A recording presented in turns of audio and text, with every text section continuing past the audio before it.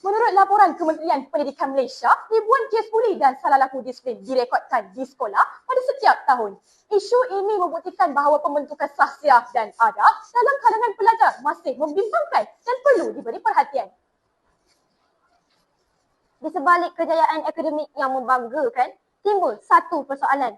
Adakah markah yang tinggi sahaja sudah cukup untuk melahirkan seorang pelajar yang berjaya? Atau adab sebenarnya yang lebih utama?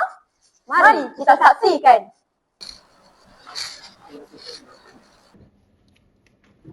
Hai. Selamat sejahtera, cikgu. Selamat sejahtera, cikgu.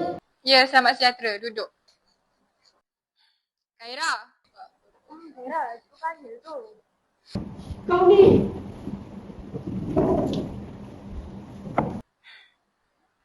Okey, hari ni cikgu akan edarkan kertas peperiksaan korang. Confirm kali ni, aku top 1 punya. Okey, betul tu. Biasalah, ni Khaira kot. Haikal. Khaira. Aku dah agak dah. Top 1 memang milik aku. Weh. Kau dapat berapa? Satu. Okeylah. Haras, kau dapat top berapa? Aku dapat top 10 je. Tak apalah, nanti cuba lagi. Mungkin kau banyak main kot. Tak apalah. Mungkin bukan rezeki aku kali ni. Kadang-kadang, kita hanya melihat keputusan seseorang tanpa mengetahui usaha yang telah dilakukannya. Tahniah Khaira, cikgu harap kejayaan ini boleh menjadi pembakar semangat untuk terus merendah diri dan menjadi contoh kepada kawan-kawan. Terima kasih cikgu. Tapi saya rasa diorang semua memang dah tahu kot saya akan dapat nombor 1. Khaira, keputusan yang baik tak menjadikan seorang itu lebih tinggi daripada orang lain.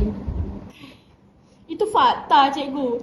Kalau diorang belajar macam saya, mungkin diorang pun boleh dapat nombor 1. Khaira, ilmu yang tinggi tanpa adab hanyalah angka di atas kertas. Cikgu lebih bangga melihat murid yang menghormati orang lain daripada murid yang mendapat markah tinggi tapi merendahkan orang lain. Apa-apalah cikgu. Okey, sekarang cikgu nak korang buat 3 kumpulan.